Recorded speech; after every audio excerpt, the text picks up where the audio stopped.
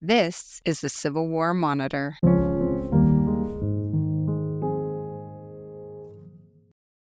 Civil War Curious is brought to you by the Civil War Monitor, a magazine that offers a fresh view of America's greatest conflict through the contributions of the country's top historians. The reality is that there's these two groups of people out there. There's the McClellan was wrong. He was a much better general than anybody thinks he was. And then there's the other group that is McClellan was the worst general of the Civil War. He wasn't either of those things.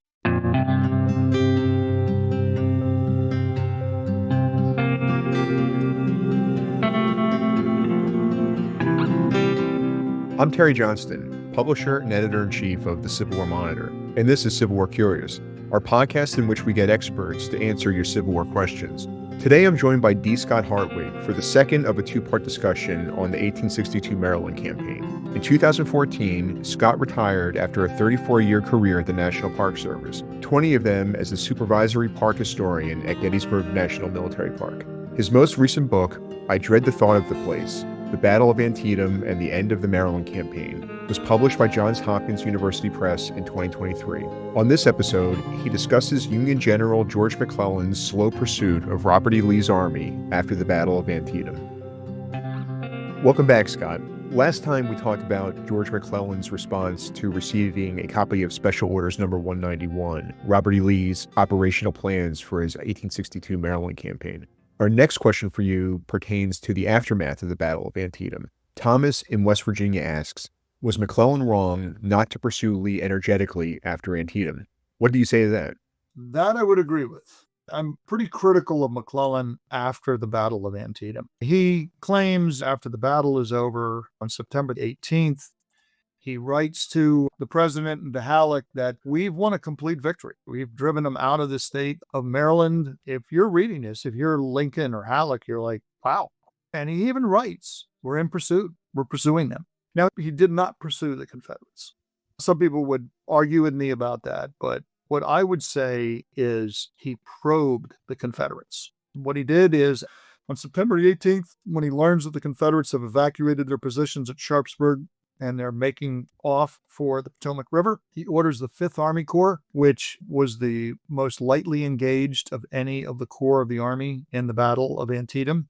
He orders the 5th Army Corps under his favorite corps commander, Fitzjohn Porter, to follow up the Confederates. So I liken this to somebody with a broom sweeping up the refuse. This is not a pursuit to bring them to battle. This is a probe to see what they did. So Fitzjohn Porter marches his force on the 19th up to the Potomac River, and during the late afternoon, he conducts literally a textbook river crossing, and he defeats the Confederate force that Lee had left there as a rear guard. It's very ineptly commanded by William Nelson Pendleton, who was commander of Lee's reserve artillery. He was completely out of his league in managing an operation like this.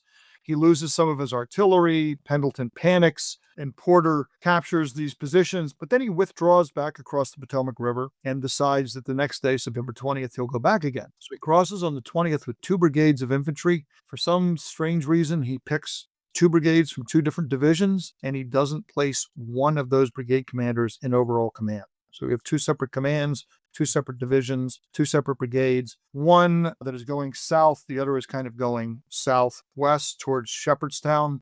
And meanwhile, Robert E. Lee realizes he's got to do something about this bridgehead that the Federals have made across the Potomac River at Bottler's Ford near Shepherdstown. And he has a real problem. His army is in just dire condition. They're exhausted. They're disorganized. The leadership is exhausted. And he literally can only find one division that was combat fit to execute this movement. And they do it. A.P. Hill's division returns, counterattacks, drives the bridgehead back across the river. Now, the Federals would have lost very few men in this operation, and it would have been completely not notable, except for one of the regiments, the 118th Pennsylvania. When their regimental commander received his orders to withdraw, he did not receive them through official channels, and he refused to recognize them. So he kept his regiment in position, and then by the time they did start to retreat, it was too late. He lost over 200 casualties. It was a disaster for the regiment. It was a brand new regiment. It was this guy's first battle that he was in. It was a disaster. It became for the Confederates a big propaganda win.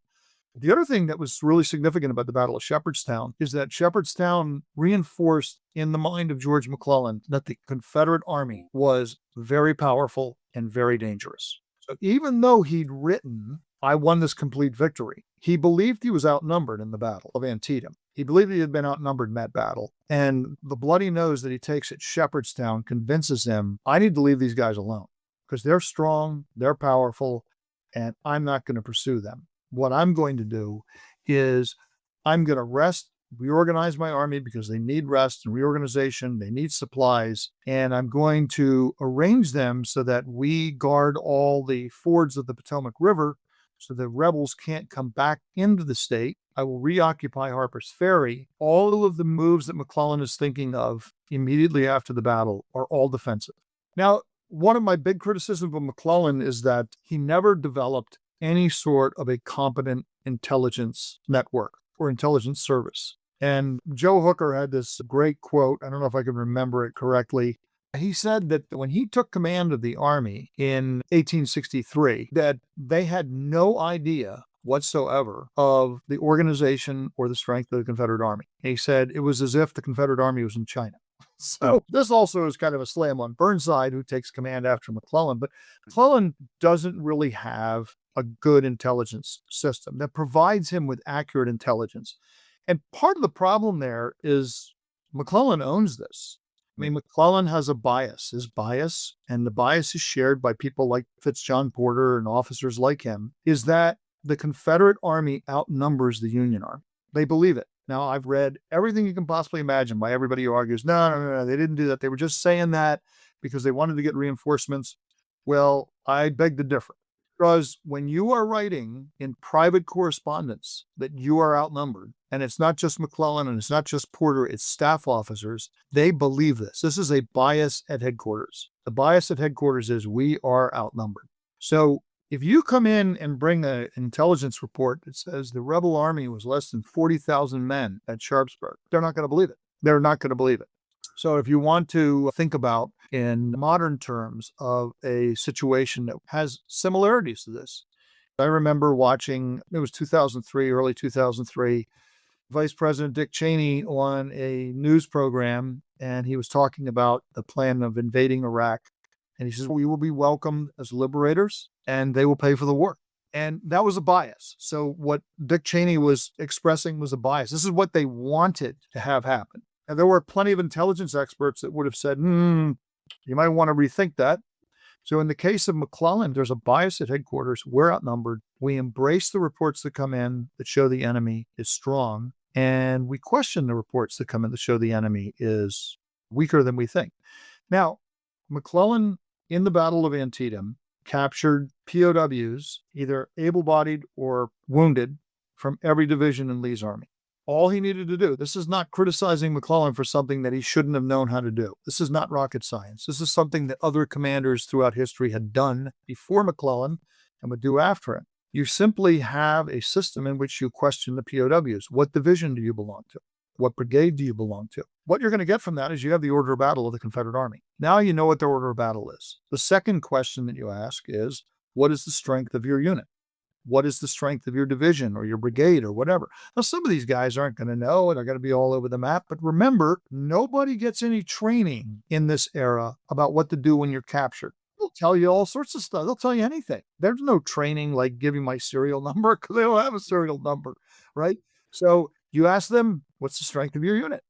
You're going to get some ballpark idea of the strength of the Confederate Army. And the third question you ask them, because as you look at these men, and there's just overwhelming anecdotal evidence that the Confederates were really badly supplied. What's your supply situation? You're going to learn from that their supply situation is dire. That is gold.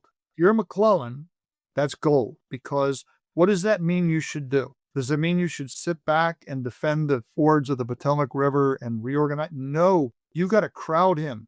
You got to push him. You may not want to fight another major battle. Okay, I'll give McClellan that. Okay, maybe you don't want to fight another major battle. But their supply situation is way worse than yours. It's dire. And it also means they're 95 miles away from a railhead. They are supplying themselves by foraging. So you don't want them to be able to forage. You want to crowd them. You need to cross the Potomac River and push up against them. The other thing you're going to do, this is something Lee was really worried about.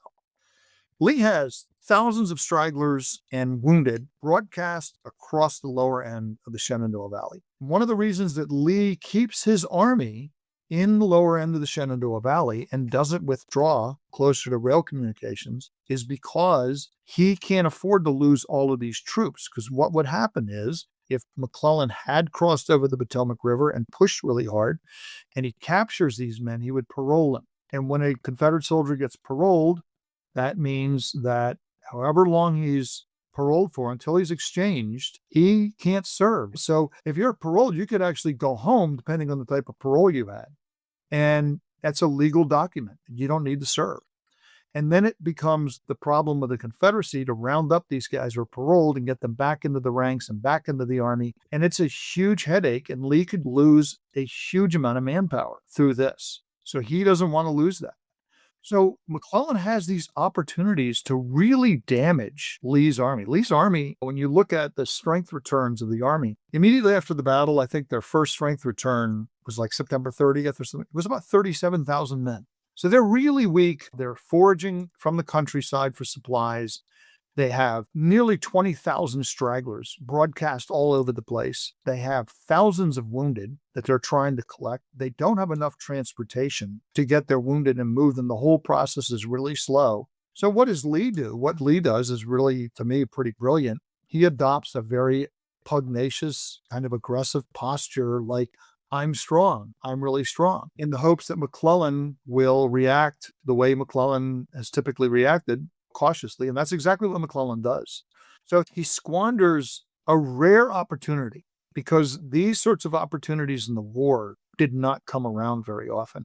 And it's one of the reasons why I say intelligence gathering is so vital to a military commander, and not just the intelligence gathering, but the commander has to have an open mind about the intelligence that he's receiving. And if the intelligence that he's receiving contradicts his bias, he has to consider that maybe his bias is wrong.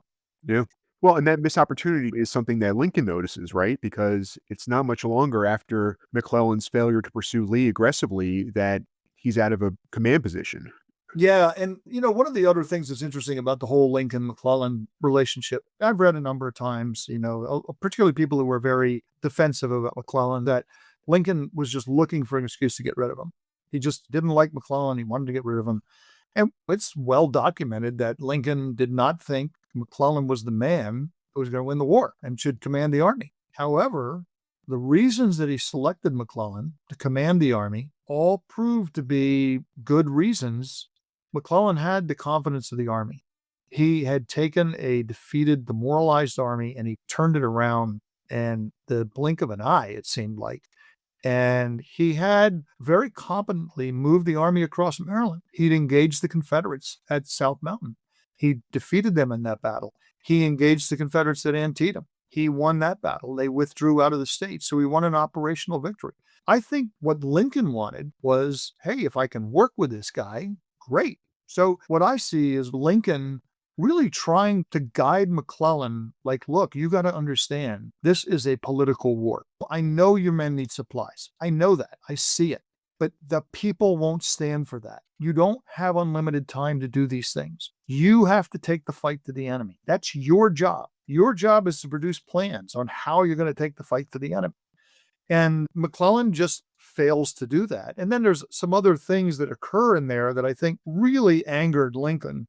One was, after Lincoln issues the Emancipation Proclamation, McClellan spent 3 weeks sounding the waters of all of his Democratic friends, his business acquaintances who are strong in the Democratic Party, on how should I respond to this Emancipation Proclamation? Because McClellan is very conservative. He doesn't like to rock the boat. This is going to have profound social change in America. He doesn't like that. And he thinks it's going to lead to a slave insurrection in the South.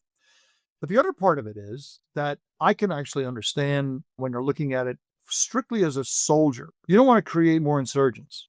And this proclamation might create more insurgents. It's going to make your fight harder because more people might say, oh, okay, now you're really taking the gloves off. Okay, we're going to go volunteer for the army.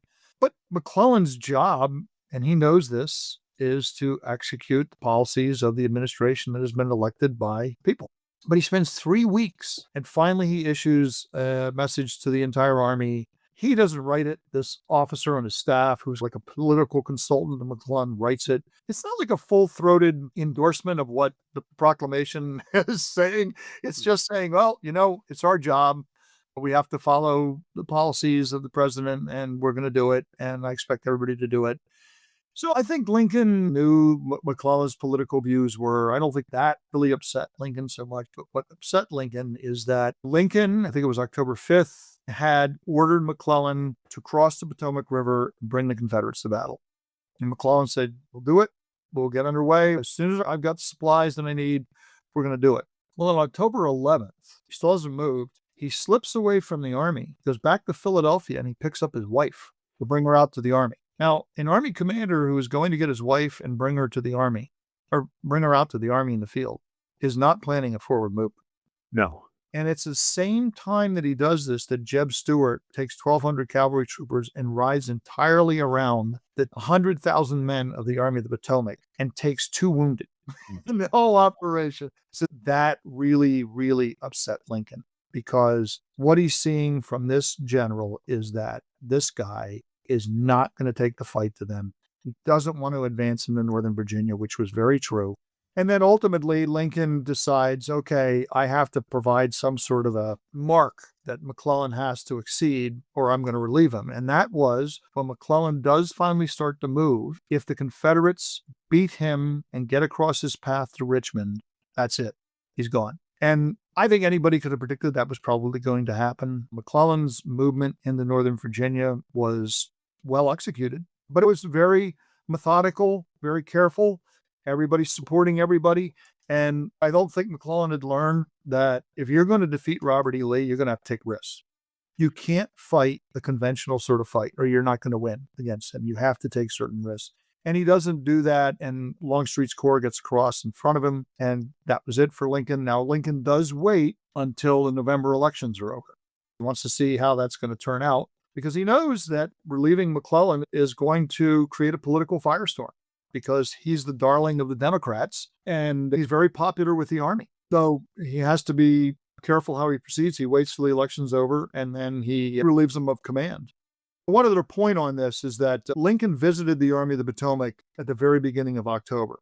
He came out unannounced, visits McClellan, spends a couple days with the Army. And during the course of his visit, they tour the battlefield. He inspects some of the Army Corps, and he talks to all of the Corps commanders in the Army. He also talks to McClellan quite a bit. And the Corps commanders, is very interesting to see what those who left their impressions, what they write. Most of them were not impressed with Lincoln. Some of them were like, he's a nice guy. He tells some funny jokes and stuff like that, but he's not the man for the moment. And others are like, he looks like a gorilla riding around in an ambulance, very derogatory sorts of things. And what none of them realize is that Lincoln was playing them all. Because Lincoln could play the, oh, shucks, I'm just a country boy. He could play that as well as anybody. And so imagine yourself, you're a Corps commander, and you're a little bit suspicious. What's the president doing out here? And then the president marches in like some corporate executive and starts grilling you with questions. What are you going to do? Open up? No, you're going to clam up. You're not going to tell him anything. Comes in, you're like, this guy's just kind of a country bumpkin. And what Lincoln was seeking is your loyalty with McClellan or with the country? And what he learned in meeting with these Corps commanders, their loyalty was with the country. They thought McClellan was a good general. They supported him, but their loyalty was with the country. And that was very important for Lincoln, because then he knew if he had to relieve McClellan, he could do so, and we would be okay. He did so just a few weeks after that, right? Exactly. A few weeks afterward. Well, it was a natural ending, I suppose, to the whole Maryland campaign. It wasn't too surprising given McClellan's relationship with Lincoln and Lincoln's expectations. Yeah, he had definite strengths. There were things that he did with the Army of the Potomac that made that a really good professional army. He was a very good organizer. He was really good at building the morale of his troops. He was also very good at selecting talent. Now, sometimes he would pick people because they were loyal to him, but Joe Hooker wasn't loyal to him. Joe Hooker was a fighter. And he wanted fighters, and he promoted Joe Hooker, even though Joe Hooker criticized him quite a bit. But at the same time, he never understood the war. He never understood what this war was about. And he understood on one level what it was about, But he always thought in terms of, if I capture Richmond, the rebellion will topple. And what Lincoln and others would try to tell him is like, no, they won't. The heart and soul of the Confederacy is their armies, not their capital. It is their armies. And you have to fight their armies, and you have to defeat their armies, or you will not defeat the Confederacy, because they can move their capital to another place. And he never understood that. He never could comprehend that. He could never comprehend why a document like the Emancipation Proclamation essentially made Antietam a strategic victory for the Union. He never could understand that. So he wasn't the commander who was going to win the war. I've studied McClellan very carefully in his Peninsula campaign and the Manassas campaign and the Maryland campaign. And while he did definitely show some signs of improvement in the Maryland campaign, after the campaign is over, he reverts to just what he's always done before, which is, I need to resupply my army. No consideration that the enemy army might be far worse off than you are, and far worse shape, and much smaller than you think they are. It just doesn't show the growth in places that I think you need to show growth, that he's going to be a commander who can go to the next level. I just don't think he was capable of it. And I think Lincoln saw that and felt he had to make the change. This has been Civil War Curious. Have a Civil War question you'd like answered? Email curious@civilwarmonitor.com. We may include it in a future episode. This podcast is a production of the Civil War Monitor and is the property of Bayshore History, LLC. For a complete transcript of this episode, or to learn more about the Civil War Monitor, visit our website, civilwarmonitor.com, or follow us on social media @Civil War Monitor. Please give us a like and a review on your favorite podcast app. It really helps. Thanks so much for listening.